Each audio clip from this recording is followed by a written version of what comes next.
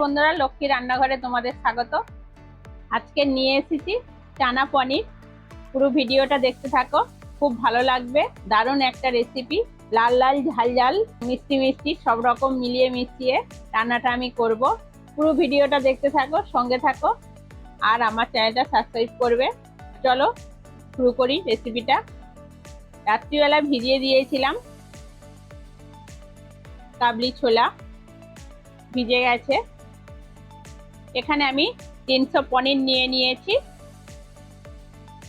আগে আমি টমেটো আদা রসুনটা কেটে নেবো, বেটে নেবো, তারপরে কাবলি ছোলাটা সিদ্ধ করে নেব।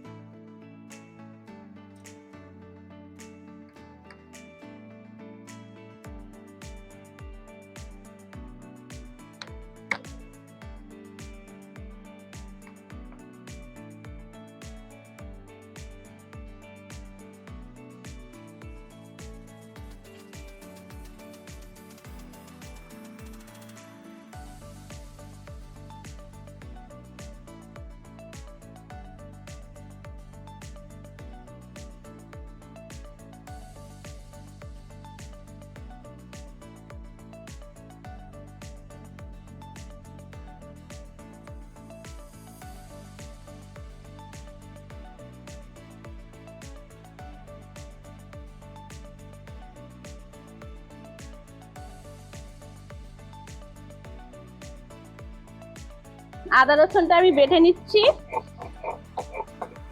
চানা পনিরের জন্য।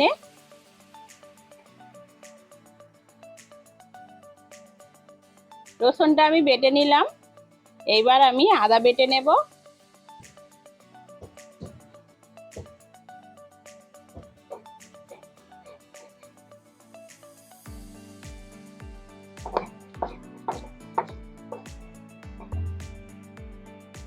সব রেডি করে নিয়েছি। এইবার আমি উনুনটা ধরিয়ে কড়া বসিয়ে দেব। কড়া বসিয়ে জল দিয়ে দিয়েছি। এইবার আমি কাবলি ছোলাটা সিদ্ধ করে নেব। অল্প একটু লবণ দিয়ে দেব।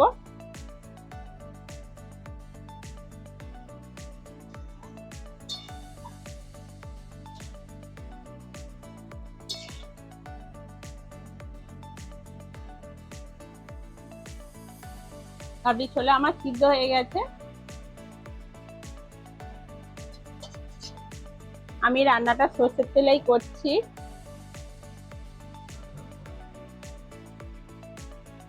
দুটো তেজপাতা ছিঁড়ে দিয়ে দেব, সঙ্গে দুটো শুকনো লঙ্কা, পেঁয়াজ,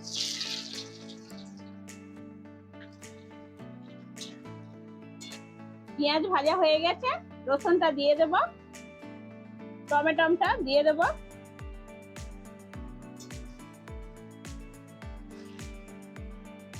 লবণ দিয়ে দেব, আদা বাটা, হলুদ, লঙ্কার গুঁড়ো। ভালো করে মশলাটা ভেজে নেব।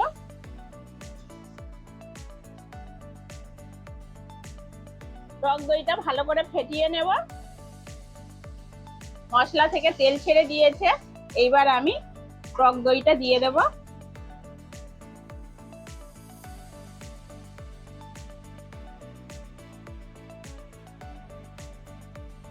সেদ্ধ করা কাবলি ছোলাগুলো দিয়ে দেব।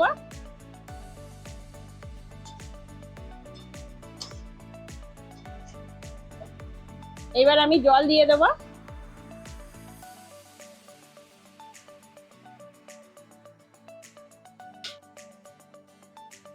এবার আমি পনিরটা দিয়ে দেব।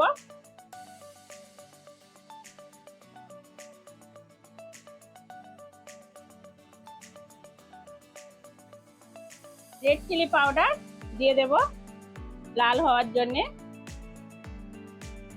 চিনি দিয়ে দেব, সঙ্গে কসুরি মেথি দিয়ে দেব, আর গরম মশলা দিয়ে দেব। ঢাকা দিয়ে দেব।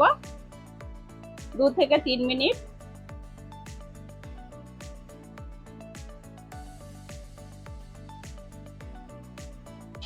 এবার আমি নামিয়ে নেব।